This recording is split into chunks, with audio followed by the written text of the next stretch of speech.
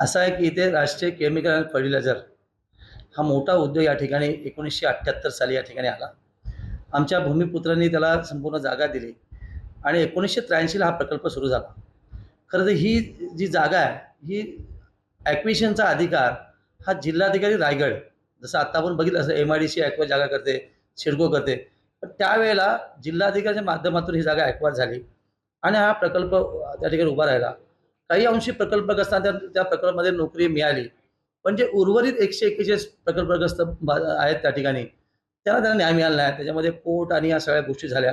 अनेक नेत्यांनी, अनेक पक्षांनी, अनेक संस्थांनी त्याच्यामध्ये आंदोलन घडवून आणली. परंतु हा त्याला न्याय मिळाला नाही आहे. मी स्थानिक आमदार आहे. मला माझं गावच स्थळ आहे. माझ्याच गावामध्ये हा प्रकल्प आहे. मी त्या कंपनीमध्ये ॲज अ एम्प्लॉयी म्हणून 11 वर्ष जॉब देखील केला आहे. तर मग ह्या सगळ्या टेक्निकल गोष्टी मला माहिती आहेत.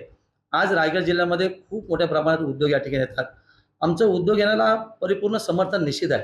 किंबहुना जे उद्योग या ठिकाणी आहेत, उदाहरणार्थ आरशेफचं नव्याने आता एक्सपान्शन सुरू होतंय, विस्तारीकरण सुरू होतंय आणि गेलचं आज या ठिकाणी विस्तारीकरण सुरू होतंय. नव्याने प्रकल्प येतोय. जसं JSWचं मध्यंतरी 2 महिन्यापूर्वी जनसुनवाई झाली, त्याचंही विस्तारीकरण येते.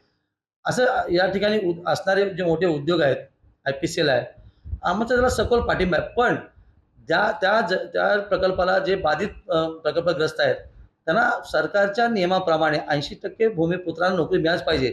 पण प्रायोरिटीने प्रकल्पग्रस्तांना नोकरी मिळाली पाहिजे, ही त्याची मागची भूमिका आहे. आणि म्हणून गेल्या वर्षी आरशेफमध्ये जेव्हा नवीन विस्तारीकरण आलं, त्यावेळेला मुख्यमंत्र्यांच्या मध्यस्थीमध्ये आम्ही त्याला सखोल पाठिंबा दिला. त्यावेळेला मुख्यमंत्री महोदयांनी कमिटमेंट केली होती, आदरणीय देवेंद्र फडणवीस साहेबांनी, की नवीन विस्तारीकरणामध्ये ह्या प्रकल्पग्रस्तांना सामावून घेऊ. आता नवीन प्रकल्प येऊन 6 महिने सुरू झालेत प्रकल्प विस्तारीकरण. आज तागायत मुख्यमंत्री महोदयांनी पत्र केंद्रीय मंत्री जे.पी. नड्डांना दिलं, जे फर्टिलायझर मिनिस्टर आहेत. आम्ही जाऊन दिल्लीमध्ये 2 वेळा त्यांची बैठक घेतली. त्यांना देखील आम्ही सविस्तर समजून सांगितलं आणि खऱ्या अर्थाने त्यांनी देखील आश्वासित केलं, की आम्ही कुठल्याही परिस्थितीमध्ये ह्या प्रकल्पग्रस्तांना सामावून घेऊ. परंतु असं आता दिसत नाही आहे. आता सगळ्यांची दिवाळी सुखमय व्हायला पाहिजे, आनंदी व्हायला पाहिजे आणि म्हणून दिवाळीपूर्वी हा प्रश्न सुटावा या मागचा उद्देश आहे. मला लोकांनी दुसऱ्यांदा आमदार बनवलंय आणि खरं तर मी प्रकल्पग्रस्तांतून नोकरी लागून मी आमदार झालेला आहे. त्यामुळे ती माझ्या दृष्टीने भूमिका अतिशय महत्त्वाची आहे. माझ्या गावचा प्रकल्प आहे. त्यामुळे माझ्या गावचे प्रकल्पग्रस्त आरशेफमध्ये नवीन येणारे विस्तार सामावून घ्यायला पाहिजे. ही ती प्रक्रिया आहे आणि म्हणून आम्ही अनेक पत्रव्यवहार आणि सगळ्या गोष्टी केल्या. जसं मध्यंतरी 2-3 उद्योगमंत्री महोदयांनी ऑनलाईन बैठक केली, त्याच्यामध्ये पण आरशेफच्या मॅनेजमेंटने आश्वासित केलं, की आम्ही त्याच्यामध्ये नक्की याचा विचार करून घेऊ. पण आरशेफ नेहमी कोर्टाची आम्हाला धमकी देऊन चुकीचा पायंडा पाडते. आरशेफचा जो कोर्टाचा वादविवाद आहे, तो जिल्हाधिकारी आणि आरशेफ यांच्यामधला वाद आहे, की नवीन दाखले देऊ नये, हा जिल्हाधिकाऱ्यांचा प्रश्न आहे. त्याचा अधिकार जिल्हाधिकाऱ्यांना आहे. पण स्थानिक लोक म्हणून आमच्या भूमिपुत्रांना या नोकरीमध्ये नवीन येणाऱ्या प्रकल्पात सामावून घेतलं पाहिजे आणि म्हणून उद्याचं हे जनआंदोलन आहे. याला सगळ्याच पक्ष संघटनांनी पाठिंबा दिलेला आहे. विविध संघटनांनी पाठिंबा दिलेला आहे आणि उद्याचा हा अभूतपूर्व असा या ठिकाणी संघर्षमय असा मेळावा आम्ही त्या ठिकाणी आंदोलन करतोय. त्याला सगळ्यांचं सहकार्य लाभेलच अशी अपेक्षा निश्चित आहे. कारण येणाऱ्या प्रत्येक जिल्ह्यामध्ये प्रकल्पांना प्रकल्पग्रस्त आणि स्थानिक प्रकल्प ह्यांना त्याला नोकरी मिळाली पाहिजे, ही त्याच्या मागची भूमिका आहे. आणि म्हणून आपल्याला माझं अपील आहे आपल्या माध्यमातून, की उद्याच्या 9 वाजता हे आंदोलन सुरू होणार आहे. या 9 वाजताच्या आंदोलनामध्ये सर्व जनतेने याच्यामध्ये विशेषतः सुशिक्षित बेरोजगार आहेत, त्यांनी देखील याच्यामध्ये सहभाग द्यावा. जेणेकरून उद्याचा येणारा आपल्या भागातल्या प्रकल्पाला अशाच पद्धतीने जनतेचा पाठिंबा मिळेल, ही त्याची माझी अपेक्षा आहे. आणि मला अपेक्षा आहे, की उद्याच्या आंदोलनाच्या माध्यमातून महाराष्ट्र सरकार आणि केंद्र सरकार एकत्र याच्यामध्ये येऊन आम्हाला त्वरित न्याय देईल, ही माझ्याकडनं अपेक्षा आहे. तर आंदोलनाची रूपरेषा कशी असेल? आंदोलन उद्या एक दिवसीय जनआंदोलन आहे 14 तारखेला. 15-16ला प्रकल्पग्रस्तांचं साखळी उपोषण आहे. जर याच्यामध्ये हा प्रश्न सुटला नाही आहे, तर 13 तारखेपासून अतितीव्रतेचं जनआंदोलन, जेणेकरून येणारा अलिबाग तालुक्यातला जो पर्यटन ओघ आहे, म्हणजे वडखळ ते अलिबाग आम्ही बंद करणार. किंवा मुंबईहून येणारा जो मांडव्यापासनं या ठिकाणी येणारा जो पर्यटन आहे दिवाळीच्या निमित्त, तो आम्ही सगळं बंद करणार. आम्ही चक्का जाम करणार हे निश्चित. तर या आधीचे जे सत्ताधारी होते त्यांचे फेल्युअर म्हणावं लागलं, कारण का गेले 30 वर्षापासूनचा प्रलंबित प्रश्न आहे असं आम्हाला समजतंय. नाही, याच्यामध्ये अनेक लोकनेत्यांनी किंवा पक्षाच्या नेत्यांनी त्याच्यामध्ये सहभाग देऊन काम करण्याचा प्रयत्न केला. पण आरशेफच्या आडमुठ्या धोरणामुळे, कोर्टाच्या धमकीमुळे किंवा कोर्टाच्या त्यांनी पिटिशन दाखल केल्यामुळे चुकीचा काहीतरी पांडा पडला. आज कोर्टामध्ये आरशेफ आहे, ती नवीन दाखले देऊ नये या संदर्भात आहे. त्याचा आमच्याशी काय संबंध, जिल्हाधिकारी आणि सरकारचा निर्णय आहे. पण जे दाखले तुम्ही दिलेत आणि जे व्हेरिफाईड आहेत, ते एक्सपान्शनमध्ये घेण्यासाठी मुख्यमंत्री महोदयांनी शब्द दिला. आणि ते कायदेशीर आहे, त्याच्यामुळे तो घ्यावा अशी आमची विनंती आहे. आणि म्हणून सगळ्यांना अपील आहे की असे उद्योग जे आपल्या जिल्ह्यामध्ये येतात त्याचं स्वागत तर निश्चित करायला पाहिजे. पण महाराष्ट्र शासनाच्या धोरणाप्रमाणे स्थानिक भूमिपुत्रांना 80% त्यामध्ये नोकऱ्या लागल्या पाहिजेत आणि जे प्रकल्प बाधित आहेत त्यांना ॲज इट इज नोकरी मिळाली. जिल्ह्यातल्या सर अनेक ठिकाणी स्थानिक भूमिपुत्रावरती अन्याय होताना दिसतोय. महाराष्ट्राचे उद्योगमंत्री उदय सामंत हे काही काळ रायगडचे पालकमंत्री होते, मात्र त्यांच्या इकडे दुर्लक्ष झालेलं आहे का?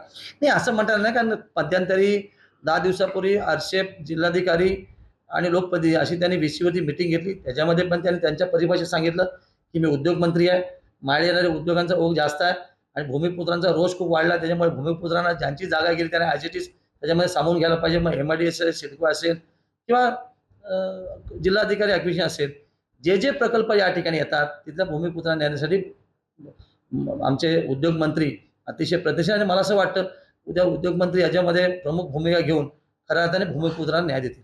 तर मागण्यासाठी सत्ताधारी आमदारांना रस्त्यावर उतरावं लागतं ही शोकांतिका वाटत नाही का? त्या आरशेप सारखी ही आडमोठी मॅनेजमेंट आहे. हा केंद्रीय उद्योग आहे. जसं गेल आणि आरशेप हा केंद्रीय उद्योग आहे. JSW आणि रिलायन्स हे प्रायव्हेट उद्योग आहेत. पण यांची ध्येय धोरणं वेगळी आहेत. ते काहीतरी चुकीचा पांडा पाडून आम्हाला आमच्यासमोर मांडतात. पण असं नाही आहे. आम्ही कायद्याचा देखील अभ्यास करून पूर्ण हे केलेला आहे. कोर्टामध्ये त्यांची जी पिटिशन आहे ती दाखले देऊ नये असं आहे. जे दाखले पूर्वी दिलेत ते दाखल्यांच्या आधारे त्यांना नोकऱ्या मिळायला पाहिजेत. आणि म्हणून उद्या विस्तारित मी त्याच्यामध्ये भाष्य नक्की करेन की आरशेप कलेक्टरने किती दाखले दिले, किती लोकांना नोकऱ्या दिल्या, किती बाधित आहेत, किती बाकी आहेत, या सगळ्या गोष्टी आहेत. आरशेप जी माहिती पुरवते ती चुकीची माहिती आहे. आणि म्हणून तर आम्हाला असं वाटतं की हा केंद्रीय प्रोजेक्ट असल्या कारणाने आणि एक तर शेतकऱ्याशी निगडीत असल्यामुळे खतांचा उद्योग, खतं प्रोडक्शन त्याच्यामध्ये आहे, त्यामुळे कुठे असे बाधा निर्माण होऊ नये. पण हा जर तिढा सुटला नाही तर 17 पासून येणाऱ्या काळामध्ये आरशेप आम्ही हा उद्योग चालू देणार नाही. तर अनेक वर्ष हा प्रश्न प्रलंबित आहे. त्याचबरोबर अनेक वेळा तुम्हाला सगळ्या अधिकाऱ्यांनी आश्वासन दिले होते. या आश्वासनाला कुठंतरी तिलांजली दिली जाते शासनाकडून? नाही, शासन आमचा प्रयत्न करतो. मुख्यमंत्री असतील, आमचे नेते आदरणीय शिंदेसाहेब असतील, अजितदादा असतील, हे याच्यामध्ये समरस भूमिका घेत आहेत. पण शेवटी केंद्रीय समितीचा हा निर्णय आहे, फर्टिलायझर मिनिस्टर निर्णय आहे. म्हणून वर आणि खाली केंद्रात सरकार आणि याचं दोन्हीच एकत्र असल्यामुळे मला असं वाटतं की रस्त्यावर उतरवण्याच्या अगोदर हा लढा संपला पाहिजे. याची शासनाने नक्की काळजी घेऊन मला असं वाटतं महाराष्ट्राचे मुख्यमंत्री याच्यामध्ये प्रमुख भूमिका घेऊन आम्हाला न्याय देतील. तर हा तुम्ही म्हणालात केंद्राचा विषय, रायगडचे खासदार आपल्यासोबत या आंदोलनामध्ये आहेत का? खरं तर त्यांचा हे आहे, त्यांनी याच्यामध्ये सहभाग द्यायला पाहिजे, कारण त्यांनी देखील याच्यामध्ये पूर्वी फार प्रयत्न केलेला आहे. पण पुन्हा खासदार झाल्यानंतर या भूमिकेवर त्यांनी पाठ फिरेल असं म्हणता येईल. त्याच्यामुळे आम्ही त्या प्रश्नात त्यांच्या गेलो नाही आहे. पण एकंदर जे आता आम्ही आंदोलन किंवा एक चर्चेला जातं सगळं किंवा अनेक वेळा महाराष्ट्र सरकारवर बैठका घेतल्या त्याच्यामध्ये त्यांचा सहभाग दिसला नाही आहे.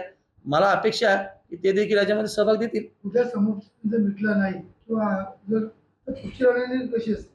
नाही, जनतेचा लढा आहे, जनतेच्या न्यायाचा लढा आहे. तर लोकप्रतिनिधी जर असला तर जनतेतून आम्ही निवडून गेलो आहोत. जनतेच्या हितासाठी, जनतेच्या हक्कासाठी आम्हाला रस्त्यावरची लढाई लढून, तीव्रतेची लढाई लढून या लोकांना न्याय द्यायला लागणार. त्याच्यामध्ये कुठलाही दुजाभाव अजिबात नाही. शेखर आपल्या बरोबर आहे का या आंदोलनात? आम्ही सगळ्या पक्षाच्या नेत्यांना अपील केलं आहे की याच्यामध्ये सामावून घ्या, कारण प्रकल्पग्रस्त काय एका पक्षाचे नाही आहे, त्यामुळे सर्व पक्ष आहेत. त्याच्यामुळे सगळ्या पक्ष नेत्यांनी याच्यामध्ये सहभाग द्यावा असं आम्ही अपील केले. मला असं वाटतं सगळेच लोक त्याच्यामध्ये सहभाग देतील.